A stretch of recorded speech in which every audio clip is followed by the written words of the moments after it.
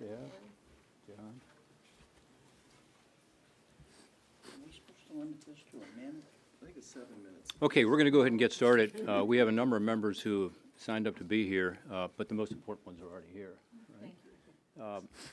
I'm Rob Portman, co-chair of the Ukraine caucus, and just got back from Poland night before last, including going to the Ukrainian-Polish border.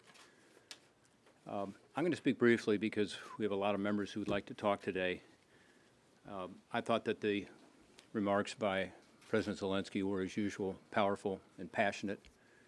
Not just his words, but the images he showed us. Images we're seeing on our TV screens and online every day. Images of Russian forces deliberately targeting innocent civilians.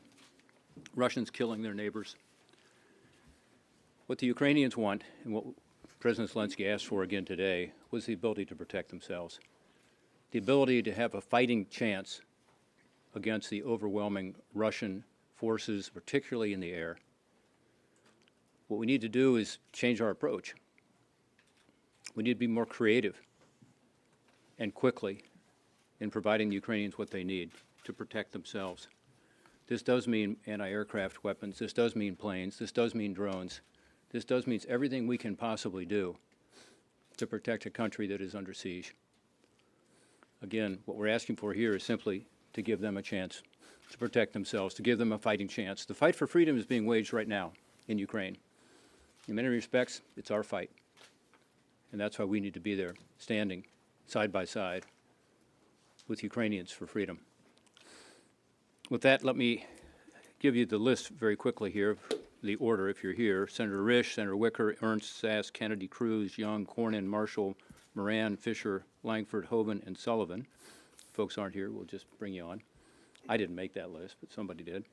So with that, Senator Risch. Well, thank you very much. Like all of you, I'm sure you were impressed with the speech that President Zelenskyy gave this morning. It was certainly, anyone who watched that and watched the film that accompanied it couldn't help but be moved by that and really bring home very closely to everyone what's happening there. And this is all done by one man. And it's hard to believe we're living in the 21st century with 8 billion people on this planet, and one man can do this, particularly when it's against a civilized world, most of which, or a lot of which, is substantially more powerful than he is. President Zelenskyy is right calling for a no-fly zone. He is the president of that country and should declare a no-fly zone, and we should provide the means for him to enforce that no-fly zone. We need to give him the means to do it, and that can be done. Obviously, there's been some material that the administration has provided. They need to provide more. We have Hawk systems. We have NASAM systems that are available. They're also available, the Buke, the S-200s, the S-300s, and the S-400s. All of those are surface-to-air missiles that can enforce a no-fly zone in Ukraine. I'm sick and tired of hearing the administration talk about being worried about what Putin's thinking and what he's going to do. I want to hear from the administration what they're doing to put in Putin's mind a fear and a thought of what are we going to do. We're the most powerful nation on the planet. We need to telegraph that to Putin. I want to hear them start talking about winning, not about settling. I also think that administration could do themselves a lot of good by thinking of this in terms that are strategic and not tactical. The strategy of what this world is going to look like in the future hangs in the balance with this fight. They need to focus on that and quit focusing on the tactical things that they're focusing on. Thank you very much. Thank you. Senator Ernst, Wicker, Senator Sass. Thanks, Rob. Thanks for leading and organizing this. Thanks to you all for making time. Zelenskyy was powerful today, as usual. We know who Zelenskyy is. We know who the Ukrainians are. They're freedom fighters. We know who Putin is. He bombs women and children. The question of the speech this morning was, who are we going to be? We're a superpower, and Zelenskyy challenged us to act like it. Zelenskyy needs more. If it shoots, we should ship it. More S-300s, more Javelins, more drones, more Stingers, more everything. This administration is constantly giving process answers to follow on Chairman or Ranking Member Rish's comments, the administration talks about this like it's somehow some nerd lawyer discussion, not it's a moral battle between good guys and bad guys, and we need the good guys to win. As that video that was shown this morning, every parent should watch that video, and lots of parents should do the hard work of showing their kids that disgusting video. That's who Vladimir Putin is, and he doesn't stop until he's stopped. And the Ukrainians are fighting not just for their kids, but they're fighting for freedom. And he needs more, and we should give him more. And right now, the administration spends all this time talking process and talking slow and talking maybe we could help the Ukrainians lose a little bit slower. Maybe it could go on longer before they lose. What the administration is going to be telling us, should be telling us, is what their plan is to help the Ukrainians win. If it shoots, we should ship it. Senator Wicker. Thank you. Senator Sass is right. Vladimir Putin is a war criminal. Not only that, he's a serial war criminal. He killed women and children, innocent women and children, in his own country of Grozny. He killed tens of thousands of innocent civilians in Aleppo. He will continue to kill innocent human beings until he's stopped. And the message today was indeed powerful. President Zelenskyy has risen to the occasion in a way that I don't think our team expected in the Pentagon. He's exceeded all expectations. We're now at the end of the third week of this unprovoked attack on an innocent nation for one reason only. They want to be free. They want to choose their own leadership and their own direction. That is anathema to war criminals like Vladimir Putin. President Zelenskyy asked for a no-fly zone today. He's not been able to make the case to a majority of Americans, both in the civilian community, in the legislative branch, or the defense establishment about that. But what we can do and what we should be able to agree to do is this idea of a humanitarian airlift. Bring the water in to civilians who are dying of thirst in these cities that are being blocked. Bring the food in. Airlift the innocent civilians to keep them from being killed, to keep Vladimir Putin from using civilian deaths to break the will of the Ukrainian people.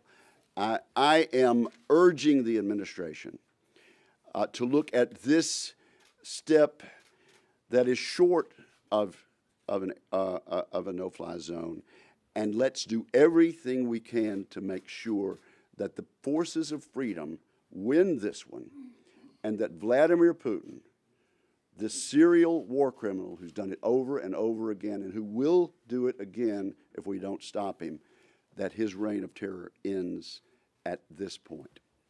Thank you. Senator Kennedy. A couple of observations. Number one, I think President Zelenskyy has managed not only to unite the West, to a large extent, he's managed to unite the Congress.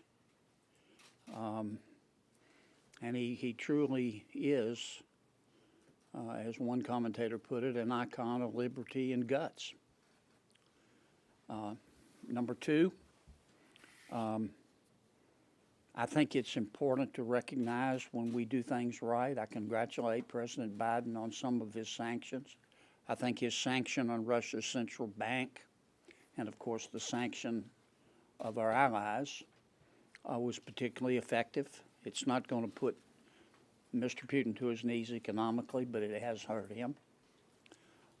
Point three, unfortunately, I think President Biden has had some Bambi's baby brother moments here. President Zelenskyy has made it very clear that he's not asking for American troops or American planes or American pilots. He's asking for help in terms of winning the war in the air. And whether he needs surface air missiles or planes, we should provide them to him. And there is a way to do that. I know the president is nervous about it. We're all nervous. But I would point out that during the Vietnam War, Russia was not reluctant to provide planes to North Korea. They didn't go through a third party or a fourth party. They said, here they are. During the Korean War, Russia was not reluctant to provide planes to North Korea. So I think there's a precedent for this.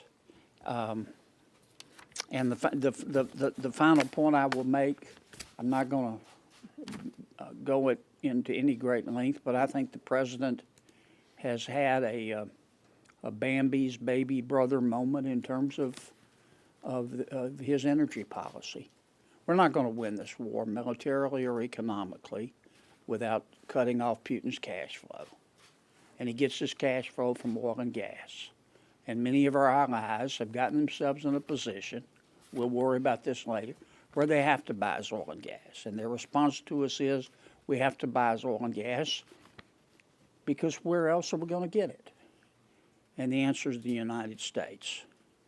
But in order to provide it for them, the president is going to have to reject his energy policy of wind, solar, and pixie dust and agree to an all of the above energy policy of wind, solar, nuclear, and yes, oil and gas. Senator. Thanks, everybody. I think we can all recognize it has been a very emotional day. And I'm a mom and I'm a combat veteran. And the images of war that we saw this morning were particularly heart-wrenching, I think, for so many of us. Truly heart-wrenching. What I took away is that President Zelenskyy really is a fearless leader, and he is extremely inspirational to his people and to the rest of the world. And the definition of leader is someone who inspires others to a common goal or objective for the good of the unit or the organization. At least that's the Army definition. And he truly is inspirational. So Putin thought that he could take Kyiv and install a puppet government instead. And he thought that he could do that in 72 hours. And he is being proven wrong, thanks to President Zelenskyy and the will of the Ukrainian people. So the Ukrainian people, their will remains strong, but what we heard from the president this morning, President Zelenskyy, was that they need more help. They don't need it yesterday, tomorrow. They need it today. And we need to step up, and America must do more. And under President Biden, the United States continues to follow, not lead. This is where we need to regain our prominence in the world and step forward and say, we are willing to take prudent risk. We're willing to assume prudent risk. Providing the Ukrainians with the type of lethal aid they need, which, yes, includes MiGs, provides for air superiority, provides for additional surface-to-air missiles. Whatever those means are, this administration should be signaling to President Zelenskyy, we are here to help, and we are here to provide. And by doing so, that will signal to Putin that we are together as NATO allies and partners standing strongly behind Ukraine. So we've seen this in the past. Congress has pushed the president, and of course the media, all of you folks in the media have echoed that. Whenever Congress is pushing, then the media echoes, and then what we have seen recently is that the president will finally give in and act. So Congress must keep pushing this issue. And you, as our friends in the media, need to continue pushing as well. Let's send that signal to Putin that we're behind Ukraine. Let's tell Poland that they can move those MiGs to the Ukrainian pilots. Let's make sure we're backfilling the Poles with their needs in their air fleet. So I'm leading 9 colleagues to Poland and Germany. We are going to see firsthand the humanitarian crisis and the devastation that this war has created. And we will ensure that Ukraine and our NATO partners are getting all of the support that they need. America has to be on the side of freedom. It's who we are.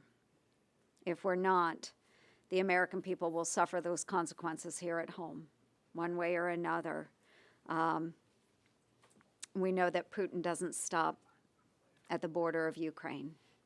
Let's protect our homeland, and let's assist those that need help. Thank you. Thank you, Rob. President Zelensky's address this morning was powerful and it was compelling. The world is inspired by his leadership and inspired by the incredible courage of the Ukrainian people defending their homeland. As we have seen these horrific images of the carnage, of the human life, of the murders Vladimir Putin is carrying out in Ukraine, what is so frustrating is that this was entirely preventable. This war didn't have to happen, the most significant war in Europe since 1945, since the end of World War II. There were 2 specific mistakes made by the White House that caused this war. Number 1, the disastrous retreat and surrender in Afghanistan that emboldened America's enemies. And number 2, tragically, the White House's decision to waive sanctions on the Nord Stream 2 pipeline and to surrender to Putin, allowing him to complete that pipeline, which was the direct precipitating cause of this invasion.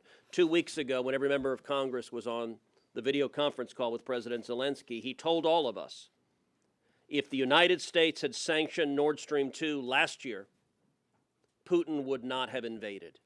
It was the White House's political decision to waive those sanctions that caused this invasion. What should we be doing now? 2 things. Number 1, the United States should be providing lethal military aid, far more than we are currently providing. We should be providing Stingers, we should be providing Javelins, we should be providing drones, and most critically, we should be providing fighter jets. President Zelenskyy has said fighter jets are his top priority. It's what he needs most. Poland has offered up the MiGs that the Ukrainian pilots know how to fly, and Joe Biden personally vetoed those MiGs going to Ukraine. President Biden should allow those MiGs to go to Ukraine today. Not flown by American pilots. We should not put American servicemen and women in harm's way, but flown by Ukrainian pilots so that the Ukrainian people can defend their homeland from Putin's aggression. And secondly, we need to take away Putin's revenue from oil and gas. Vladimir Putin is a petro-tyrant. This war is being funded by his sales of oil and gas. Putin believes Europe is addicted to Russian oil and gas. Biden should unleash American production to step in and take European customers away. Our European allies should sign long-term contracts with American oil and gas producers or with our allies and take that revenue away from Putin, defund his war. Biden, unfortunately, does not believe victory is possible. The Biden team is resigned to failure to Putin's winning. Putin can be defeated, but only if we stand with our Ukrainian allies, we provide them with the weapons they need to defend themselves, and we take away Putin's revenue from oil and gas. That is the path to victory. There you go. President Zelenskyy this morning was characteristically inspiring. His words were powerful, and his words were clarifying to this senator. The Ukrainian people have done their part to defend their country, to defend our values, the priority that we've long put on sovereignty. They've done their part to ensure their freedom. They need their partners and allies to do our part. It's clear that this battle, as President Zelenskyy indicated, this battle for Kiev and the larger battle to maintain Ukrainian independence is going to require on dominance of the airspace. Now, we've given lethal assistance to the Ukrainians, most recently in a bipartisan fashion through a $14 billion aid package that provided them additional Javelin anti-tank weapons, it provided their folks on the ground additional Stinger anti-aircraft weapons, but they need more surface-to-air missiles to ensure that they can control the airspace, and the Ukrainian pilots need jet aircraft to fly. There are MiGs, we know, in Poland. There are MiGs that, working with our NATO allies, we can expeditiously transfer to the Ukrainian Army and Air Force and ensure that they have the wherewithal to defend themselves. That's all that President Zelenskyy is asking for. That's all he's asking for. So let's give the Ukrainian people the tools to carry on the fight. We've succeeded in helping Ukraine become a porcupine that's difficult for Vladimir Putin and his army to digest. Let's go to the next step. Let's ensure that they have the teeth to fight back, especially as they launch a counteroffensive from Kiev. We have to stand with the Ukrainian people during their darkest hour. I know that the American people stand with them. I call on President Biden to transfer those jets today.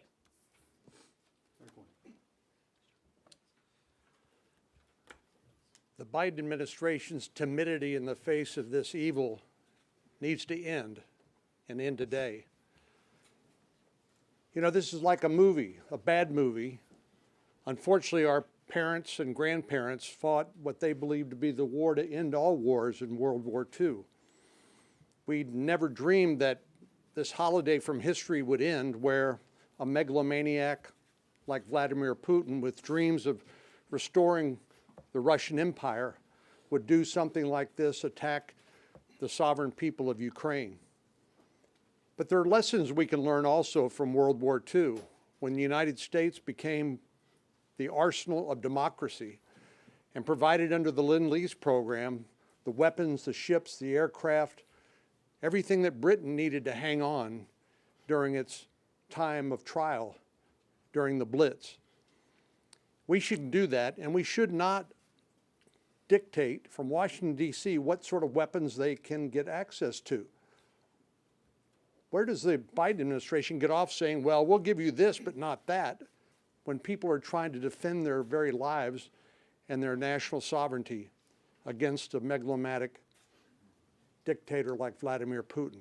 We should let them make the decision and to provide them everything they need in order to defend themselves and their country and defeat Vladimir Putin.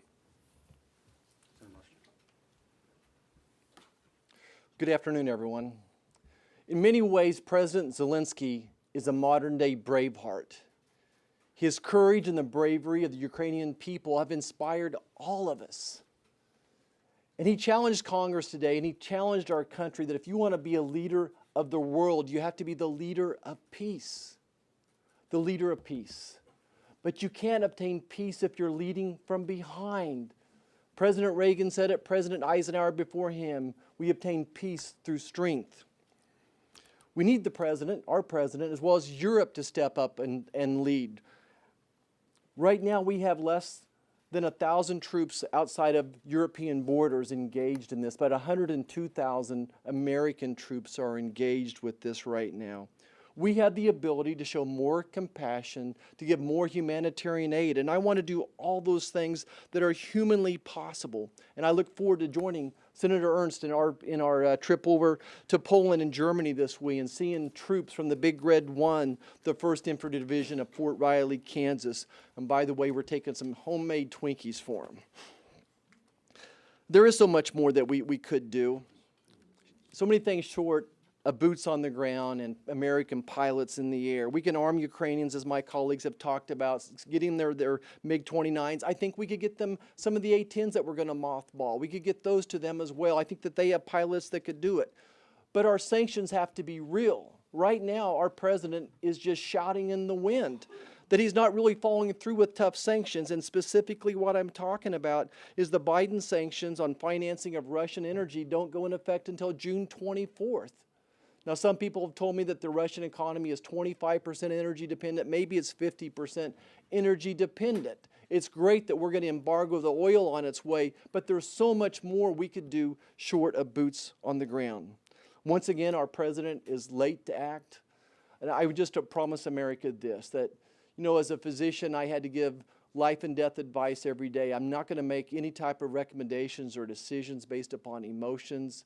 This body behind me has spent hours discussing this issue, and we're going to continue to have Ukrainian first and foremost, but also the safety of our soldiers and of our pilots as well. We'll do what we can to support Ukrainian people and President Zelenskyy. Thank you so much.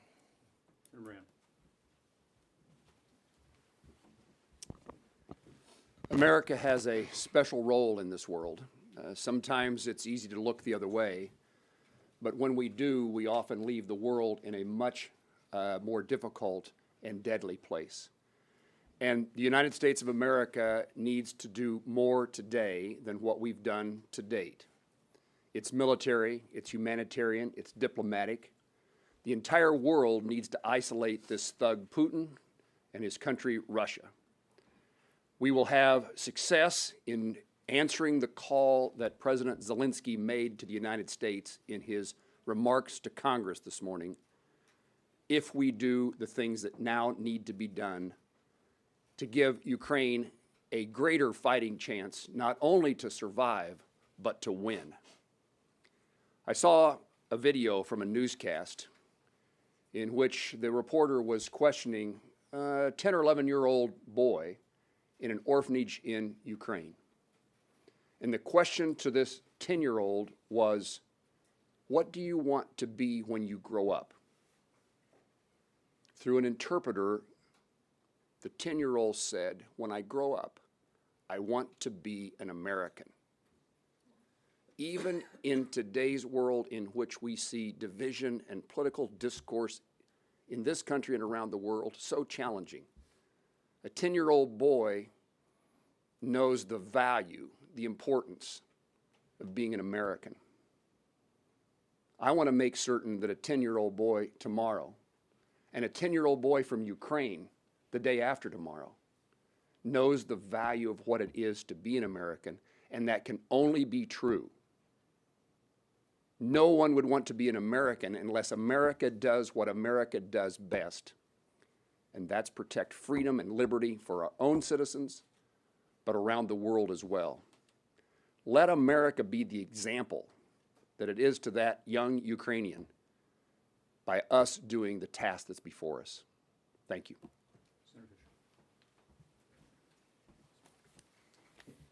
President Zelenskyy is inspiring, and he is a fighter. And President Zelenskyy is a leader, and he is a hero. But his situation is dire. We should be looking at any and all available options that are out there to assist Ukraine. In particular, the more sophisticated anti-air systems to counter that Russian bombing. Some options could include working with our allies to provide the Soviet-era systems that the Ukrainian forces know how to operate.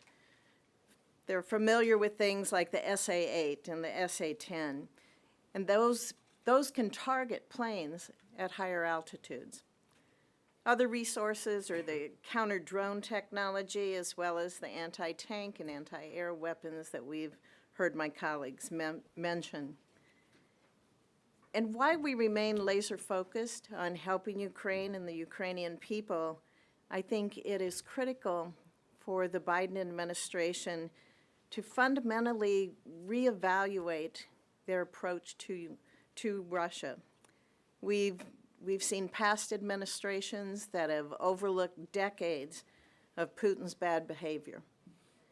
And they hope that possibly American restraint is going to lead Moscow to take the same approach.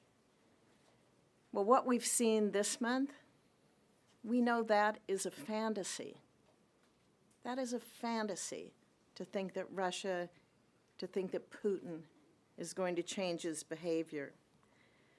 Right now, we have the National Defense Strategy, the Nuclear Posture Review before the administration.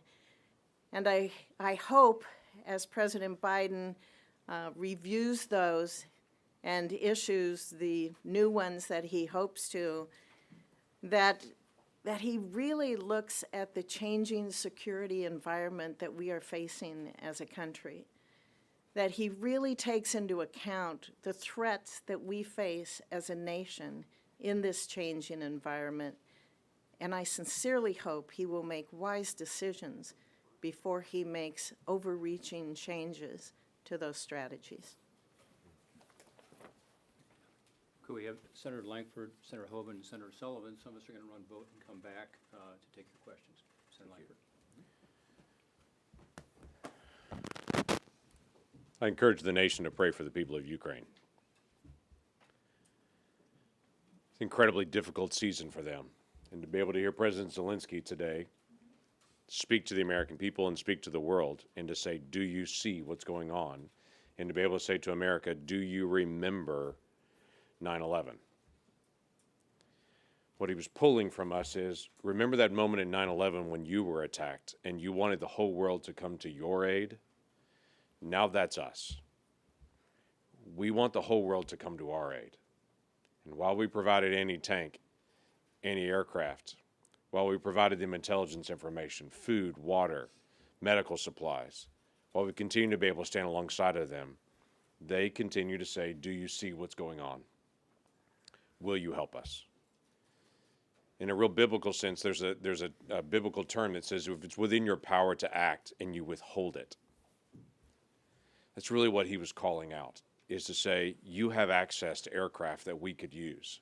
That's what we need to defend ourselves. You have access to S-300 anti-aircraft systems. You have access to those, and you're withholding them. Don't withhold. Don't hold back from doing good when you have the opportunity to do it. You could hear President Zelenskyy clearly say it towards the end of his message to everyone, is to say to President Biden, don't just be the leader of America, be the leader of the world, be a leader for peace. Provide what is needed to actually provide peace. That's not an unreasonable request from a person who's taken inbound 1,000 missiles in the last 3 weeks. For those of us that have been to Ukraine, to see that video and to see those places that we recognize, and then to see the side-by-side of what they look like now versus what they look like just 4 weeks ago, was stark. So the simple, clear statements from President Zelenskyy that I would reiterate today that I've repeated to people over and over again. Find a practical way to be able to help. There's a lot of aid organizations out there that would love to have Americans jump in to be able to help them personally. Find practical ways to be able to help. Our government, our nation needs to continue to be able to step up, and what is within our power to do good, we should do good, to be able to step alongside and to be able to help people. President Zelenskyy was calling on American companies to stop selling products to Russia and to stop buying Russian products, to put additional pressure on them.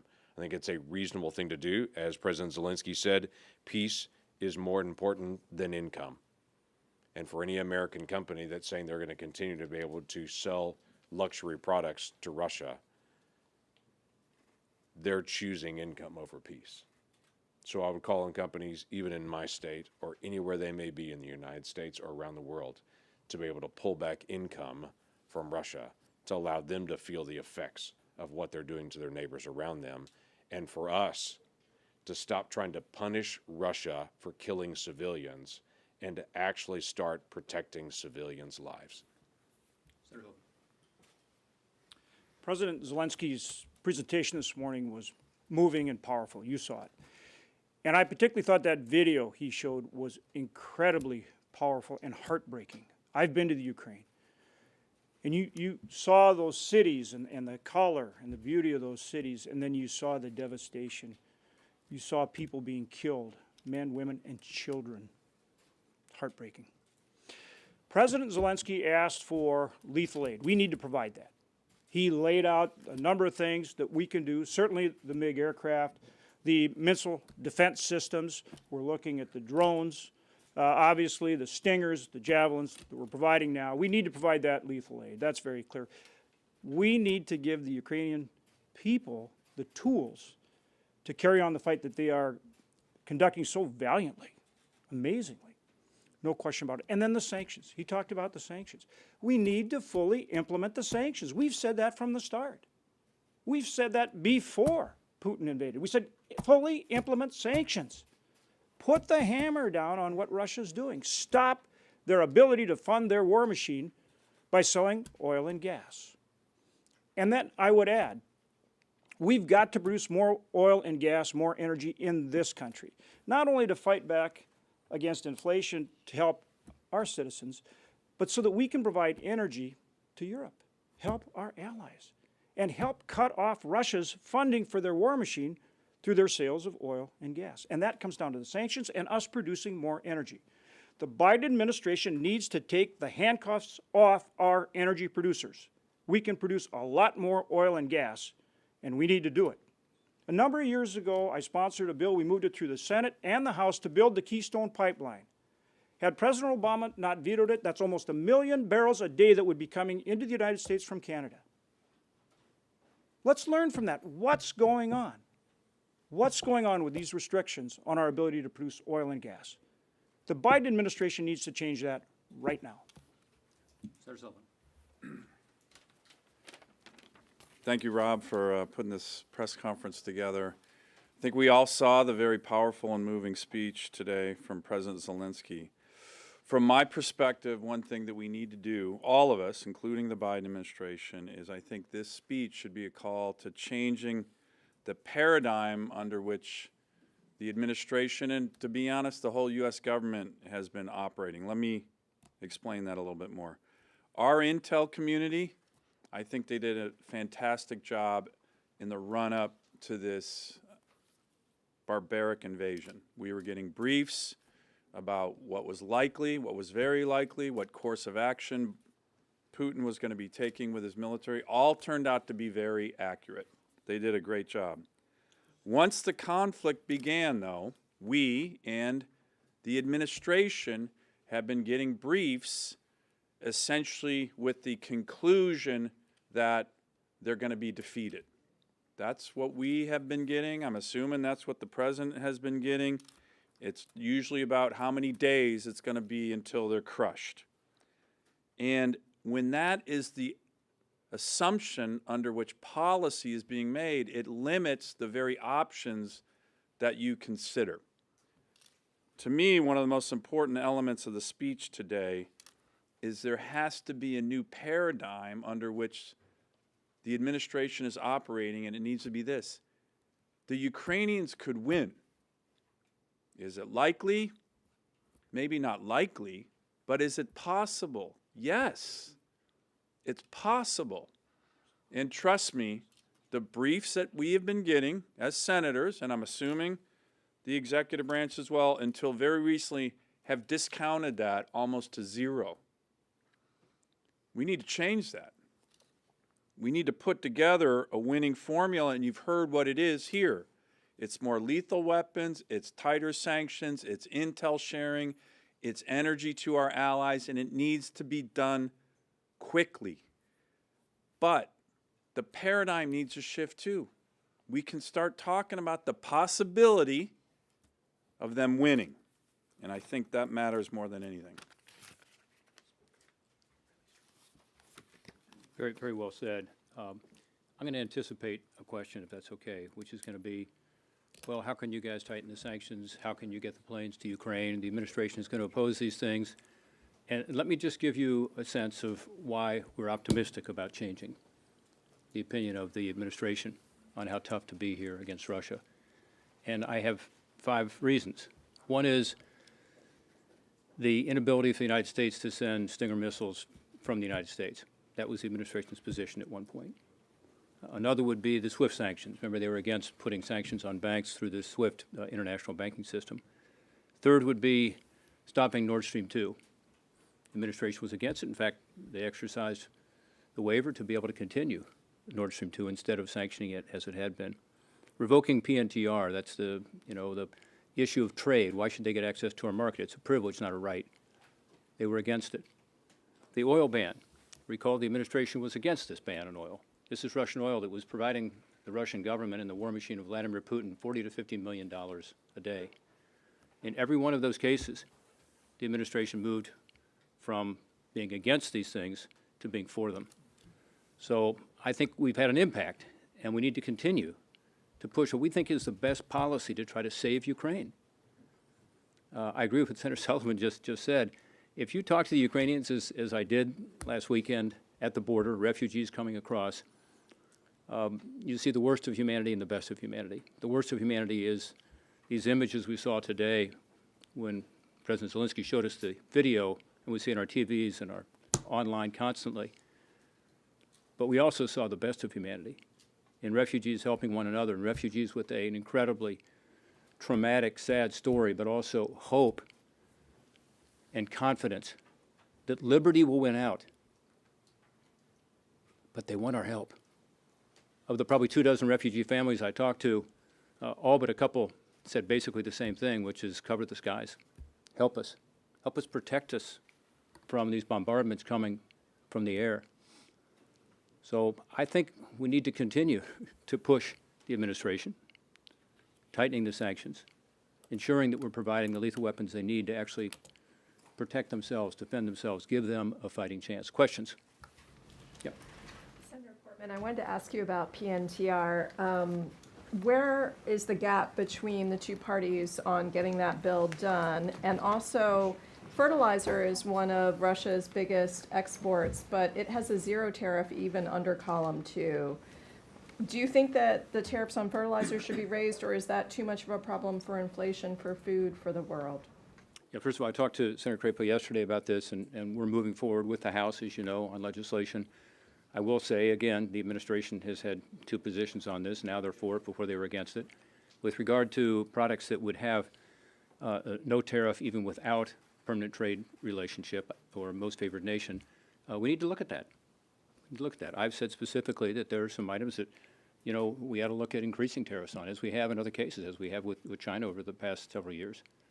But meanwhile, my hope is we can pass legislation to cut off most favored nation treatment for a country that does not deserve that favor. Yes. You mentioned a bunch of actions that Congress has encouraged, pushed the Biden administration towards that they were reluctant to do. A lot along the way, the Biden administration has repeatedly said that it was important. One of the reasons they were maybe moving more slowly was because they needed to bring their European partners along. You were just in Poland. I'm wondering what you heard from the Poles, if anything, about the MiG situation, because the Pentagon says it is, not tenable, that situation with having the MiGs in Ramstein. I wonder if you understand what Germany's feelings are about this. Again, it is sort of a complicated situation that involves our European allies, and just wondering if you could shed any light on, what their position is and how you guys can't tell Poland or Germany what to do. You can't legislate that. You can push Biden, but where does this sort of European diplomacy situation come in? Acknowledging, that this is an issue, I will just suggest that America needs to lead. Let me give you a specific example. It wasn't talked about today, I don't think, but we've talked about it in the past, and I continue to raise it. We should be seizing, not freezing, the assets of oligarchs and other officials at the Kremlin and providing those funds, those proceeds to the refugees for humanitarian aid. France has already done that. Germany has already done that. Why should the United States be leading from behind here? We should be leading in the front. So there are examples where we should be leading our friends in the EU, and particularly the NATO allies. With regard to the MiGs, the Poles are a sovereign, independent country. They can make their own decision, and they have. They want to provide them. They'd like to do it, through us, in part for reasons that we probably shouldn't talk about in this setting. But it's important that we listen to the Poles. They want to not just help the Ukrainians be able to defend themselves in the skies, but they also want to upgrade their own Air Force, which is in our interest. They already fly our best aircraft, and that's good. We want them to do that. But we also want to be sure the Ukrainians get the help they need. So it's a win-win-win. It's us bolstering the defenses of Poland. We just sent another 5,000 troops there. We now have 10,000 there. They have F-16s already. They want the upgraded model. We should help them to do that. That's in our interest. maybe we could have fewer troops there if they had a better air defense system. Germany's okay with flying with Ukrainians flying those planes out of a U.S. airbase in their airspace? Well, you'd have to ask Germany that, but there, again, I mentioned earlier the word creative on purpose, because we need to be creative right now. This is a matter of hours and days, not a matter of weeks and months. And, you know, typically our procurement system moves very slowly. We cannot permit that to happen in this case. We can't afford it. Senator Risch. You know, I've been doing this a long time. Sure. And for the first time ever, I'm hearing from our European allies, NATO countries, America, toughen up. First time ever. No, and I think it's just a really important point. The idea is that Congress, and by the way, most of those things that Rob just talked about, where we've been pressing the administration on, is very bipartisan. Very bipartisan. There's a bunch of Republicans here, but on every single one of those issues, it was Democrats and Republicans pushing the administration. But the other issue is, on a number of these issues, on a number of these topics, the Europeans have been pushing the administration as well, not just the Congress. So it goes to this issue of leading. They want us to lead, but on a number of these issues, they're telling us, the Biden administration, to do more as well. So it's Democrats, Republicans, and the Congress, and a number of our key European allies. Can you go into maybe more granular detail about maybe before or after Zelensky's address, what he specifically outlined? I know there was a list that was sent to lawmakers and to the Biden administration. Can you talk a little bit about what those specific air defense items are, and do they include Switchblade drones? Well, I'm not going to get into the specific list because that's a confidential issue, as I understand it. It may even be classified. But what he said in the speech is consistent with what they have said to us consistently, which is this. They're looking for Warsaw Pact country air defense systems that they know how to operate. And that does include what they already have, the S-300. They know how to use it. They're using it all the time. But they need it to be re-weaponed as well. In other words, at some point, you run out of missiles. There's another system that was talked about a little bit today. It's the SA-3, the SA-8, which are systems that are also very effective, that a number of these countries have. And by the way, this ranges all the way from Greece, you know, up to Poland and even into the Baltics. So there are a number of countries that have these systems. So he's looking for help with regard to us providing the facilitation of this. In some cases, in my view, we should be purchasing these systems if those countries are reluctant to sell them, and then providing them. And right now we have the ability to do it. You know, the corridors are open right now for the most part. They may not be shortly. And then, of course, the airplanes. We've talked about that a lot, the MiG-29s and their 29 airplanes you'd love to have. And by the way, they only had 37 in their fleet to start with here. This would be a huge increase for them. And their pilots can fly them. They know how to fly them. So, I mean, these are the kinds of things that we should be providing yesterday. They need them urgently. Any other comments? I just have a question following up what you said. What is the strategy right now for trying to pressure the Biden administration to change its posture? Yeah. And are you guys working on any bipartisan resolutions or anything to put pressure on? Well, I would strongly encourage, and I didn't mean to be critical of our intel community, our military community, but it is a fact that we have been getting briefs since the war began that was, I would say, 100% saying they're going to lose, they're going to be defeated. Here's the timeline. Here's what's, and so that impacts the way in which this administration thinks through options. If you think that the Ukrainians are going to lose and Russia's going to be controlling the nation, it limits the way in which you even contemplate what your next steps should be. And again, the intel military community, I think, did a great job on the lead up. They're probably not correct on this assumption. And so this needs to, you should ask the administration. I assume the president's been getting the same briefs we have been. We need to change the paradigm. If the paradigm is, hey, there's a chance that they can win, might not be a huge chance, but we have never even been briefed on that. I think you're seeing that it could happen. And if that is the new thinking, which it should be, then it opens up all kinds of options that this administration should be contemplating, because it's a very different approach when you think you can be supporting someone that can actually win. And to me, the number one issue, and we don't need a resolution on it, we all agree on it, is speed on everything, particularly getting lethal weapons to them. The Pentagon, great professionals, but their drawdown, tranche, interagency approach to what we should send or not, it's not working. Speed is what we need. You know, Zelenskyy thinks he can win. He's betting his life on it.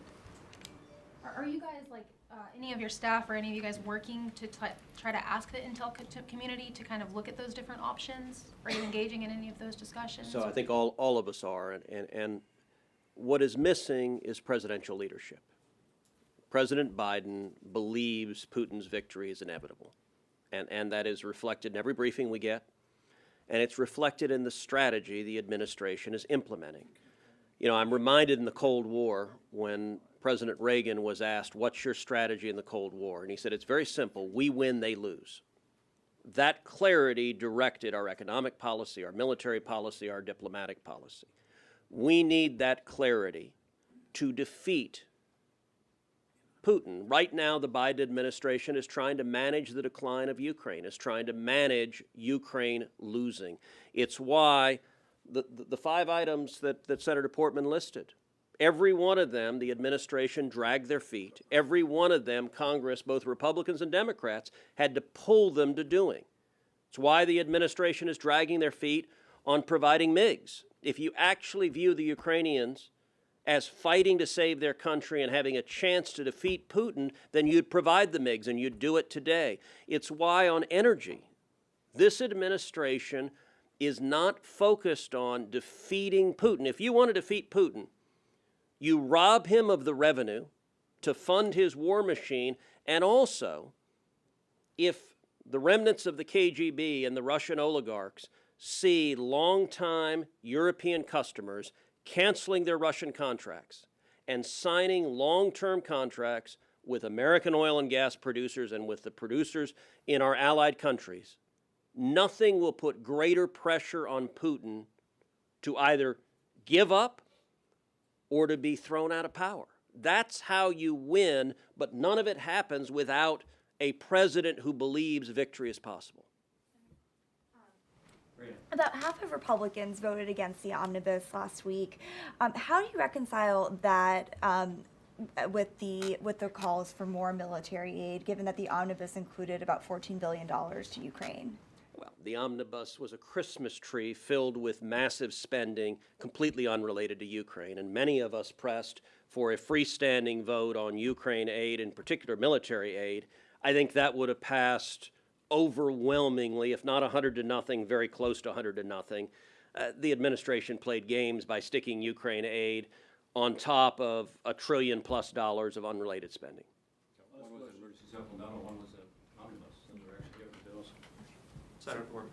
Yeah. So lots of your colleagues saying swift action, more leadership from the administration, but no U.S. troop involvement. Ukraine sets up the no-fly zone, but we keep our distance from that. No matter how creative you get, what if Putin says you're providing material support to your enemy combatants, the U.S. is now in this, opening herself up to cyber attacks, you're hitting me on economic sanctions, it's us against you now. Is that acceptable? He said we're at war with the United States when we put the sanctions on. So do you think we're at war with Russia? We're certainly not at war with Russia. He thinks we are, but there's certainly actions we're taking. So everything we have done, Putin has objected to, specifically said that the sanctions are an act of war. But with regard to the stingers, remember, they had basically the same reaction. This means that you're in the fight. So this notion that providing additional lethal weaponry, which we've already been providing, is escalatory, I just don't buy it. I mean, look, I think it's very difficult to say that the Russians are not escalating every single day. I mean, look what they're doing. If you saw that video today, you can see they have now purposely targeted not just civilian targets, but hospitals and daycare centers. And in one case, a maternity hospital. The woman who you saw on the stretcher, the pregnant woman leaving that maternity hospital, we found out yesterday that she and her baby are both dead. So he's escalated constantly as he has been frustrated on the ground because of the brave Ukrainian response, which frankly he'd never expected. He's gone increasingly toward a murderous approach where he is literally killing innocent civilians, girls and boys and men and women and grandparents, in order to try to bludgeon them into submission. If that's not escalatory, I don't know what is. So he continues to escalate, and yet in the West there seems to be the sense, well, gosh, if we even provide one more weapon on top of the ones we've already provided, somehow that's escalatory. I mean, Stinger missiles are taking down Russian airplanes with Russian pilots in them already. What we're talking about is just giving the Ukrainians the ability to defend themselves. None of these are offensive weapons. None of them.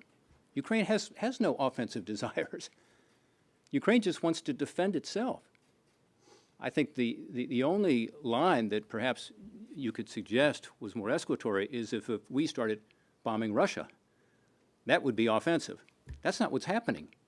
The Ukrainians are just trying to protect their own country, a territory that is independent and sovereign.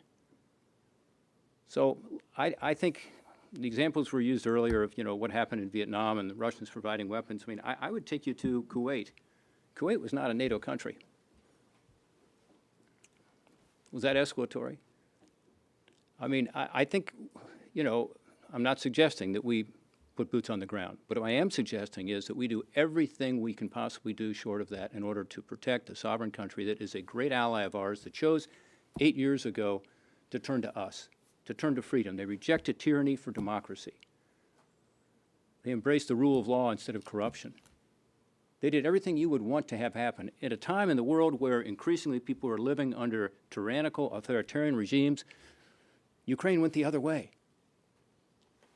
And we owe it to them to be there at their side. By the way, we also signed the Budapest Memorandum back in 1994 that said we were going to protect them. They were asked to give up their nuclear weapons in exchange for guarantees of protection by the UK, by the United States of America, and by Russia. And here we are today. We didn't keep our end of the bargain. Certainly Russia didn't keep their end of the bargain. Should there be another package for Ukraine? Are you guys working on anything like that? Well, we should continue providing, and we should provide far more lethal military aid. And it's important to underscore why, what the American interest is in defeating Putin and preventing Russia from conquering Ukraine. There are some that have made abstract appeals to defending democracy, defending international norms. I don't think that's the job of the American military. I don't think that's the focus of American foreign policy. What the focus of American foreign policy is and should be is defending the vital national security interest of the United States. And the reason we have an interest in stopping Putin is Putin has been very clear about his ambitions. He wants to reassemble the old Soviet Union, and indeed the speech he gave a few weeks ago, nearly an hour long, is positively bone-chilling, in which he laid out that he wants to reassemble the Russian Empire of 1922, which in addition to justifying invading Ukraine, also justifies invading Poland, also justifies invading Finland. In that speech, he describes how he considers Stalin to have been too weak and too lenient. Stalin is one of the worst mass murderers to have ever lived. Stalin's gulags murdered millions, and Putin is saying he wasn't tough enough. It is in America's national security interest for Russia to lose because we don't want Putin to be stronger and to take a major step towards reassembling the Soviet Union, towards threatening Americans, towards threatening our allies in Europe. That's why we want Putin to lose, and we need a clarity and focus in our foreign policy on defeating Vladimir Putin.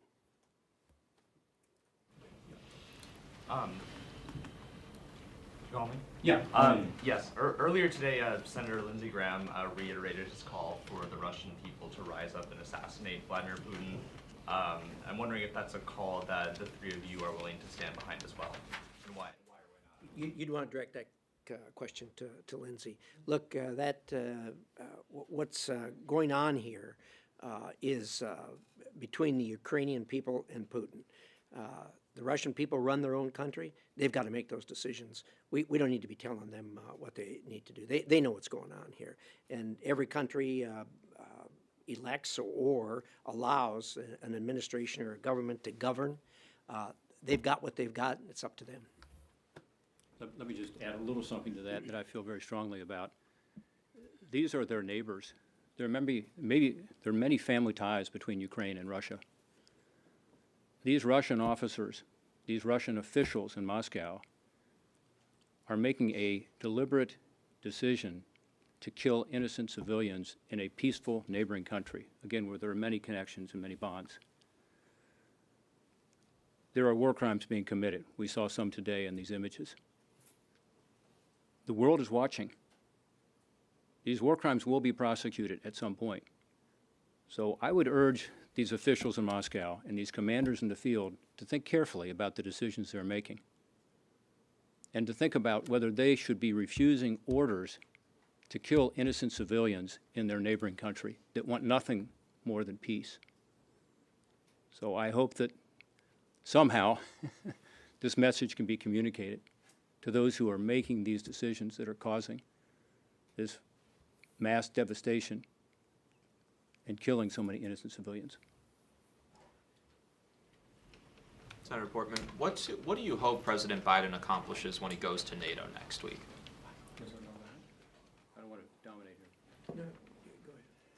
Well, first of all, I'm glad he's going to NATO, and I hope he will actually go to some of the frontline countries, not just to Brussels, because I think he needs to feel it and see it and talk to the refugees.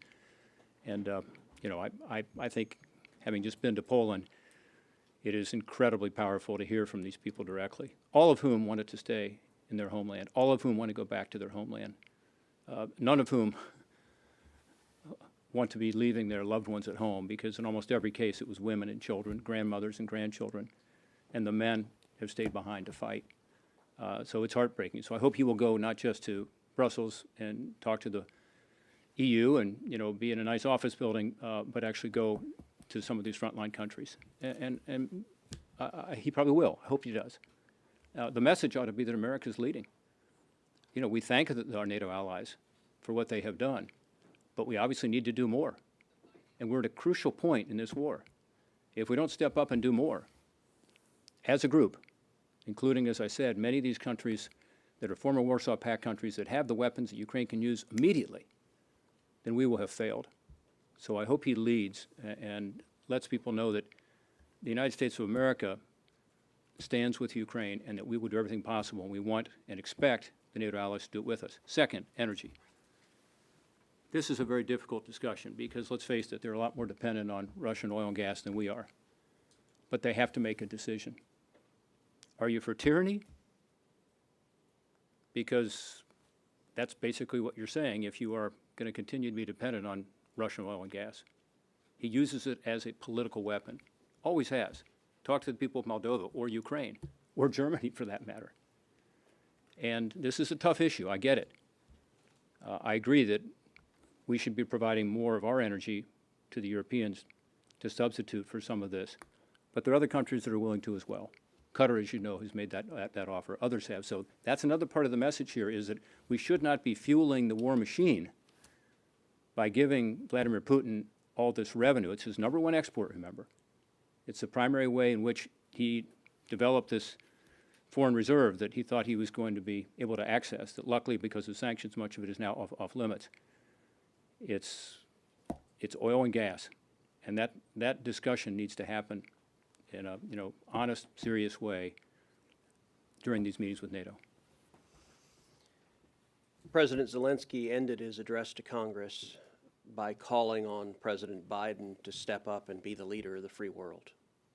This is an opportunity now for presidential leadership. The world is desperately crying for presidential leadership. And I hope when President Biden goes to NATO, he, number one, lays out a vision that victory is possible, that hope is possible.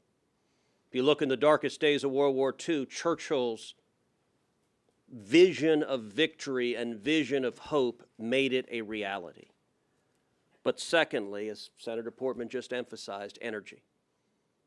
President Biden should go to the members of NATO and urge every one of them to cancel every contract they have for Russian oil and gas, and to replace it with an alternative source. And one thing President Biden could do today to facilitate that is there are 6 applications pending with the Biden administration to export liquid natural gas. Liquid natural gas that can take the place of Russian natural gas. The Biden administration should approve all 6 of them today. Should urge NATO, we can win, Russia can lose, and let's stand together to defeat Russia. That's what President Zelenskyy is desperately calling on this administration to provide. Senator Rich, Briefly. Thank you all. Look, what I hope he does is I hope he listens. All of us listen to our counterparts and administrations of our NATO allies. And they're telling us one thing. They are desperate for American leadership. Desperate for American leadership. Zelenskyy said that. You heard him say that. I can tell you, dealing daily with our European allies, they want us to lead. Thank you all for coming. Thank you all very much. We didn't get enough. I know, never enough. Hey,